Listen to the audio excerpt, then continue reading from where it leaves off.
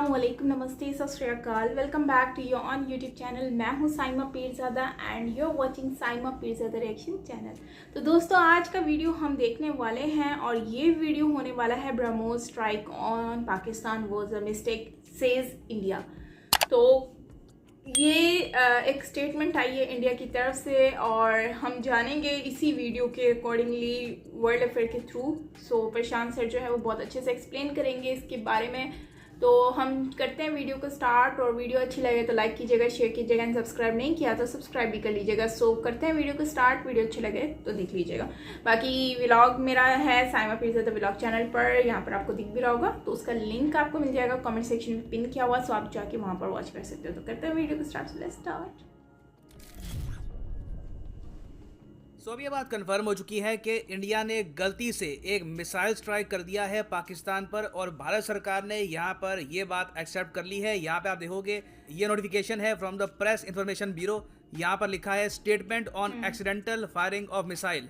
9 मार्च को गलती से एक टेक्निकल मालफंक्शन की वजह से एक इंडियन मिसाइल गलती से पाकिस्तान में चला गया, और बाकी डिटेल्स पाकिस्तान ने दी है कि पाकिस्तान की धरती में ये 124 किलोमीटर गया deep with in minutes. 3 minute के आसपास इसने बहुत लंबा सफर तय कर लिया। पाकिस्तानी एयरफोर्स को मौका नहीं मिला इसको प्रॉपर्ली ये लोग डिटेक्ट कर पाए, और इसको ये लोग शूट डाउन भी नहीं कर पा रहे थे। सुपरसोनिक स्पीड से मिसाइल जा रहा था। और आगे भारत सरकार ने यह भी लिखा है कि हम रिग्रेट करते हैं कि ऐसा हुआ है, ऐसा नहीं होना चाहिए था।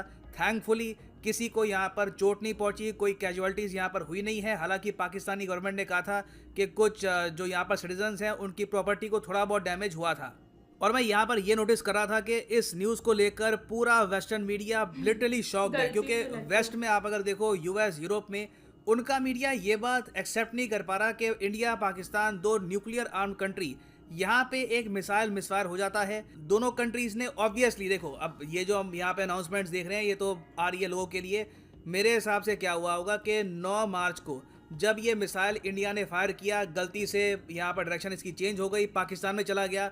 इमीडिएटली इंडियन गवर्नमेंट ने बातचीत करी होगी पाकिस्तान से, यहाँ पर डिस्कस किया होगा कि हुआ क्या है, हमने उनको बताया होगा कि इशू क्या था।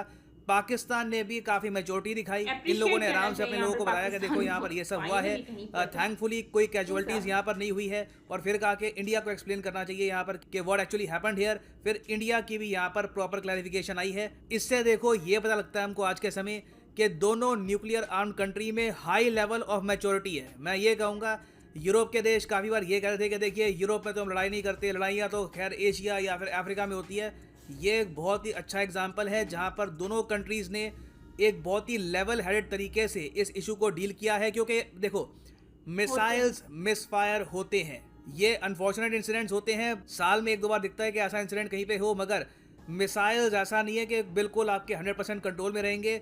मिसाइल मिसफायर होना it is a very normal thing. अभी रिसेंटली आप अगर देखो तो यूक्रेन रशिया वॉर में रशिया के इतने सारे मिसाइल्स मिसफायर हुए हैं। ये लोग अटैक कर रहे थे यूक्रेन की ज़मीन को, गलती से जो कार्गो शिप्स है बांग्लादेश की, वेरियस और कंट्रीज़ की, उनको मिसाइल जाके लगे हैं। उससे पहले भी आप अगर जाओ तो 2016 में एक इनफेमस इंसिडेंट हुआ था जब ताइवान ने गलती से ब्रेव विंड नाम का एक मिसाइल चाइना की एक शिप को मार दिया था। मिलिट्री शिप नहीं थी, फिशिंग बोट थी यहाँ पर, मगर ताइवान की मिलिट्री यहाँ पर टेस्ट करी थी मिसाइल मिसफायर कर गया, और जो यहाँ पर फिशरमैन थे 1 या 2 फिशरमैन यहाँ पर मारे गए। चाइना ने कहा कि देखिए कंपनसेशन आपको देनी होगी।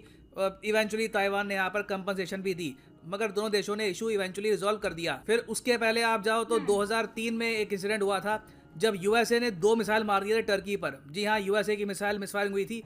टर्की में कुछ लोगों को चोटें भी आई इसमें, और टर्की और यूएस ने आपस में एक अंडरस्टैंडिंग डेवलप कर रखी थी, दोनों नेटो कंट्रीज हैं। फिर 2017 में तो आप अगर देखो तो एक बहुत ही यूनिक केस हो गया जब यूके का एक न्यूक्लियर वॉरहेड कैपेबल मिसाइल बिल्कुल यूएस की एक स्टेट है फ्लोरिडा, उसके पास जाकर गिर गया। ये था ट्राइडेंट मिसाइल फेलियर। तो देखो मिसाइल चाहे दुनिया में जो भी हो, कहीं ना कहीं एरर का इशू रहता ही है। And it is good to see कि इंडिया और पाकिस्तान में भी इतनी मैच्योरिटी है कि कल को अगर ऐसा कोई इंसिडेंट होता है तो उस पर वॉर स्टार्ट नहीं हो जाएगी।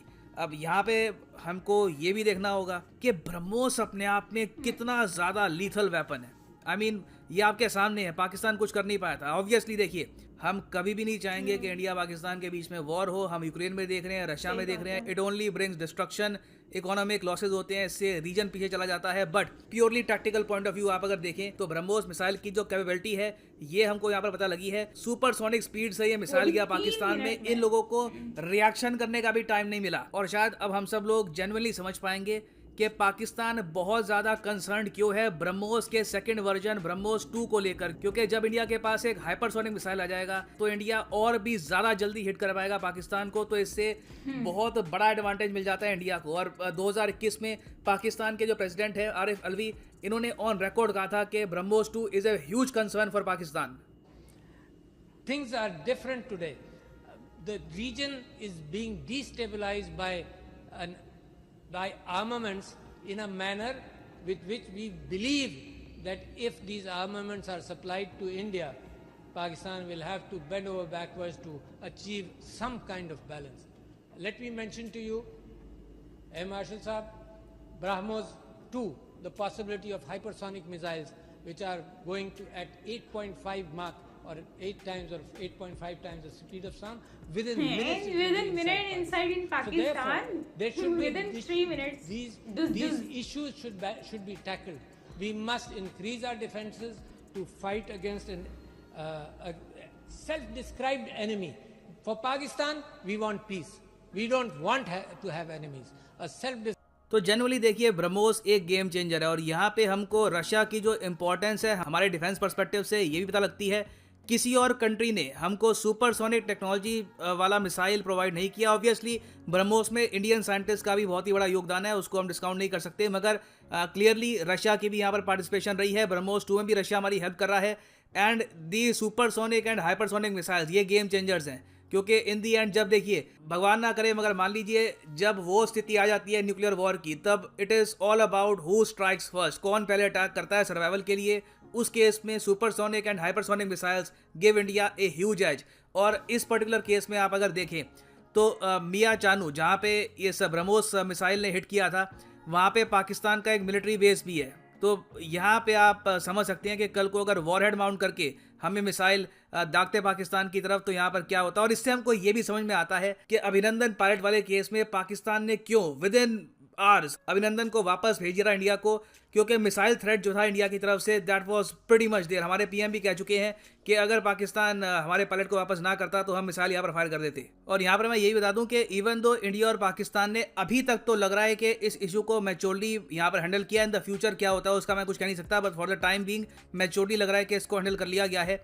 वेस्टर्न कंट्रीज काफ़ी बार इंडिया और पाकिस्तान इवन बाकी कंट्रीज पर भी प्रेशर डालेंगी कि न्यूक्लियर वेपन्स धीरे धीरे कम करो, क्योंकि एक्सीडेंट का डर हमेशा रहता है। और मैं यहाँ पर कहूँगा कि देखिए बात कई जो एक्टिविस्ट हैं वो गलत नहीं करते कि दुनिया में हर देश को ऑल टुगेदर न्यूक्लियर वेपन्स कम करने चाहिए, क्योंकि आप मान के चल लीजिए किसी दिन ये जो मिसाइल मिसफायर होते हैं इसमें एक न्यूक्लियर बॉम्ब का अगर मान लो मिसफायर हो गया, दैट विल बी ह्यूमंगस। उससे हम इमेजिन नहीं कर सकते कि कितनी डिस्ट्रक्शन आएगी। तो ये इशू इंटरनेशनली अभी बहुत डिस्कस किया जाएगा। इंडिया पाकिस्तान रिलेशंस पर भी फिर से बातचीत होगी। यूएस की जो एक रिपोर्ट आई थी आपको याद होगा, जहाँ पे यूएस ने कहा था कि इंडिया और पाकिस्तान के बीच में वॉर होने वाली है बहुत ही जल्द, उसको भी लोग फिर से पढ़ेंगे कि वो रिपोर्ट काफ़ी हद तक ऑलमोस्ट सच हुई। आज का एंड, लेकिन अगर हम बात करें ब्रह्मोस की स्ट्राइक की पाकिस्तान में, तो ये एक मिस्टेक थी जो कि इंडिया ने एक्सेप्ट कर ली है। लेकिन यहाँ पर जो बात है वीडियो की सबसे पहले बात कर लेते हैं। तो प्रशांत सर ने बहुत अच्छे से एक्सप्लेन किया है हर वर्ड के बारे में। जहाँ पर उनको क्रेडिट देना होता है वो वहाँ पर लोगों को क्रेडिट भी देते हैं, जहाँ पर लोगों को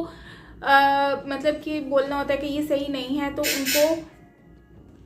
तो जहाँ पर उनको क्रेडिट नहीं देना होता वहाँ पर वो डायरेक्टली बोल भी देते हैं। तो चलते हैं वीडियो को बात कर लेते हैं। तो भाई वीडियो की मेन चीज़ ये है कि जो ब्रह्मोस का एक तो पहले यहाँ पर बहुत सारी चीज़ें हाईलाइट होती हैं। सबसे पहले तो ब्रह्मोस की पावर के बारे में हमें यहाँ पर पता चला कि ब्रह्मोस से लोग क्यों डरते हैं, स्पेशली आरिफ अलवी जो हैं वो भी डर रहे हैं। तो उसका रीज़न क्या है, ठीक है, तो उसका रीज़न यही है कि ये सुपर हाइपरसोनिक है और इसकी स्पीड बहुत ज़्यादा है। जैसा कि हमने प्रीवियस देखा भी है कि विद इन 3 मिनट्स के अंदर ये मियाँ चुनू में पहुंच गया।